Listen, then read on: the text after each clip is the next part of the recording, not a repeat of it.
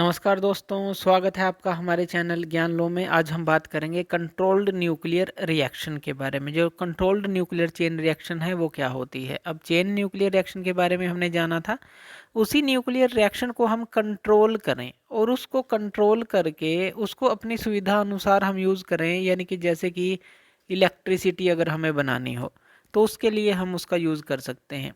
तो ये सबसे पहले एनरिको फर्मी थे जिन्होंने पहला अटेम्प्ट किया था सक्सेसफुल, जो कि फ्यूजन को कंट्रोल करने का था। यानी कि जो न्यूक्लियर रिएक्शन को कंट्रोल करने का था, अपने डिज़ायर के अनुसार उन्होंने उसको कंट्रोल किया।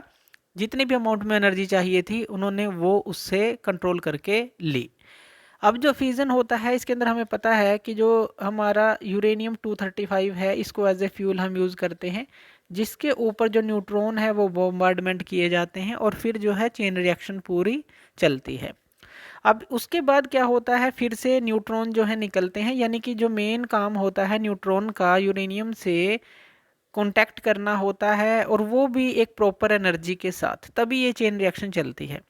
अब ये सर्टेन कंडीशन के अंदर हमारी जो फ्यूजन रिएक्शन होती है, हम इसको सेल्फ प्रोपेगेट बना सकते हैं और इसकी अमाउंट ऑफ एनर्जी को हम जो है यूज़ कर सकते हैं। यानी कि हम उसको कंट्रोल कर सकते हैं। तो कौन कौन से पॉइंट हैं? सबसे पहले जो एनर्जी है, जो हमारी एनर्जी होती है न्यूट्रॉन की एमिटेड ड्यूरिंग फ्यूजन, अगर हम उसको कंट्रोल कर लें।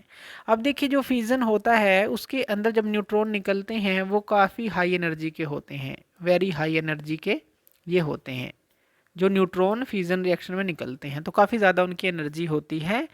लगभग जो है 2 MeV की अगर हम बात करें इतनी होती है। यानी कि 2 मेगा इलेक्ट्रॉन वोल्ट जो है, इतनी जो है इनकी एनर्जी होती है। अब अगर ये एनर्जी को हम इस हाई एनर्जी को कम कर दें, इसको हम रिड्यूस कर दें, इस एनर्जी को हमें करना पड़ता है रिड्यूस, यानी कि कम करना पड़ता है, ताकि ये अनदर फ्यूजन रिएक्शन को ट्रिगर कर सके। क्योंकि इसके अंदर हमें कम एनर्जी वाले जो न्यूट्रॉन होते हैं वो चाहिए, या कहेंगे कम स्पीड वाले न्यूट्रॉन चाहिए होती हैं, जो कि यूरेनियम 235 को दोबारा से ट्रिगर करते हैं और चेन रिएक्शन को बढ़ाते चले जाते हैं। तो जो एनर्जी होती है न्यूट्रॉन्स की उसको डिक्रीज किया जाता है जो मॉडरेटर होते हैं उनके थ्रू। तो ये सारी चीज़ें आपको ध्यान रखनी है। मॉडरेटर के थ्रू इसको, इसकी स्पीड को या कहीं कि इसकी एनर्जी को कम किया जाता है। जो मॉडरेटर होता है वो हम क्या यूज़ करते हैं, वो हम ग्रेफाइट भी यूज़ कर सकते हैं, और जो हैवी वाटर है, हैवी वाटर का भी यूज़ कर सकते हैं। हैवी वाटर का क्या मतलब है, यहाँ H2O नहीं है, D2O है, यानी कि हैवी वाटर का यूज़ करना है। तो ये मॉडरेटर होते हैं, जो कि जिससे कि जो हमारे वेरी हाई एनर्जी के न्यूट्रॉन जो होते हैं टकराते हैं, और मॉडरेटर उसकी स्पीड को या कहें कि एनर्जी को कम कर देता है, जिसको हम थर्मल न्यूट्रॉन भी बोलते हैं।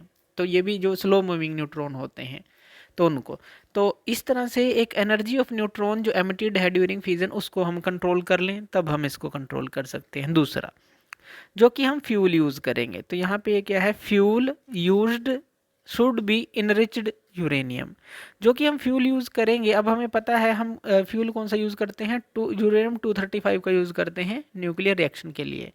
वो इनरिच्ड होना चाहिए यूरेनियम का। इसका अब क्या मतलब है, देखिए जो नेचर के अंदर हमें मिलता है यूरेनियम, उसके अंदर जो है यूरेनियम 235 की काफ़ी लो परसेंटेज होती है। अगर हम इसकी बात करें तो काफ़ी लो परसेंटेज का ये हमें मिलता है, कम परसेंटेज में यूरेनियम 235 मिलता है, और मेजॉरिटी हमें मिलती है 238 की। तो यानी कि ये जो है मेजर पोर्शन होता है फ्यूल के अंदर, यूरेनियम 238।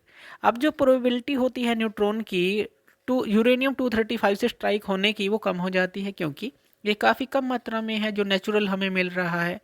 यूरेनियम 238 ज़्यादा मात्रा में है, यानी कि वो जो है यूरेनियम 238 से वो टकरा सकता है और इसमें एब्जॉर्ब भी हो सकता है, या फिर उससे बचकर भी निकल सकता है यूरेनियम 235 से, क्योंकि कम मात्रा में है। तो ये दोनों ही प्रोबेबिलिटी बनती है, जिससे कि हमारी चेन रिएक्शन जो है रुक जाती है। और इस नेचुरल ओकरिंग यूरेनियम को अगर हम 2 से 5% तक एनरिच कर दें, यानी कि इतना परसेंट हम इसके अंदर यूरेनियम 235 डाल दें, इतना उसको बढ़ा दें, 2 से 5% उसके अंदर बढ़ाकर फिर उसको एज ए फ्यूल यूज़ करें, जो नेचर से हमें मिल रहा है उसके अंदर हमें यूरेनियम 235 की मात्रा बढ़ानी है, सीधी सी बात है, और उसको फिर एज ए फ्यूल यूज़ करना है। तो इस तरह से हम जो है अपने डिज़ायर के अकॉर्डिंग एनर्जी को प्रोड्यूस कर सकते हैं। तीसरा पॉइंट अगर इसके अंदर हम देखें, यूरेनियम जो है 235 जो हम यूज़ कर रहे हैं, उसका जो साइज़ और मास है वो भी जो है हमारा एक डिज़ायर्ड होना चाहिए, यानी कि मिनिमम साइज़ हम उसका लेते हैं, मिनिमम मास हम लेते हैं, और ये जो मिनिमम मास होता है इसको हम बोलते हैं क्रिटिकल मास। ये क्रिटिकल मास होता है। तो ये क्रिटिकल मास हम क्यों लेते हैं? ये सपोर्ट करता है चेन रिएक्शन को। ये वो मिनिमम मास है जो कि चेन रिएक्शन को सपोर्ट करेगा। अगर इससे कम होगा या इससे ज़्यादा होगा, वहाँ पर क्या होता है, वहाँ पर जो न्यूट्रॉन होते हैं, जैसे न्यूट्रॉन है, तो न्यूट्रॉन जब टकराएगा तो अगर जो है ये कम होगा तो उसको बिना टकराए वो निकल जाएगा, मान लीजिए अगर ज़्यादा ही कम है। या मिनिमम मास और मिनिमम साइज जो है रिक्वायर है, उससे ज़्यादा का अगर हम बात करें, अगर यानी कि कम की बात करें, तब तो वो बचकर निकल ही जाएगा। ज़्यादा के अंदर इस तरह से है कि अगर आप ज़्यादा जो ब्लॉक है वो लेंगे, ज़्यादा बड़ा लेंगे, तो वहाँ पर जो है हमारी डिज़ाइन कंसिडरेशन कुछ आ जाती हैं। तो वहाँ पर हमें जो है एक मिनिमम मास का चयन करना पड़ता है और उसका साइज़ भी जो है उस तरह का रखना पड़ता है, ताकि जो है चेन रिएक्शन जो है पर्याप्त हमें मिल सके। ज़्यादा बड़ा होगा तो ज़्यादा उसको कंट्रोल करने में दिक्कत होगी, ज़्यादा कम होगा तब भी जो है न्यूट्रॉन उससे स्ट्राइक करने में दिक्कत करेंगे। तो एक रिक्वायर्ड हमारा मिनिमम मास होना चाहिए, जिसको हम क्रिटिकल मास बोलते हैं, और मिनिमम साइज़ होना चाहिए, ताकि जो पूरा हमारी प्रोसेस है, डिज़ाइन कंसिडरेशन है, पूरी प्रोसेस की अच्छी तरह से वो मैनेज हो सकें। तो ये सारे पॉइंट्स जो है, इनसे जो है हम कंट्रोल कर सकते हैं न्यूक्लियर रिएक्शन को। तो थैंक यू वीडियो देखने के लिए। इसी तरह की वीडियोस के लिए आप हमारे चैनल ज्ञान लो पे हमें सब्सक्राइब कर सकते हैं। धन्यवाद।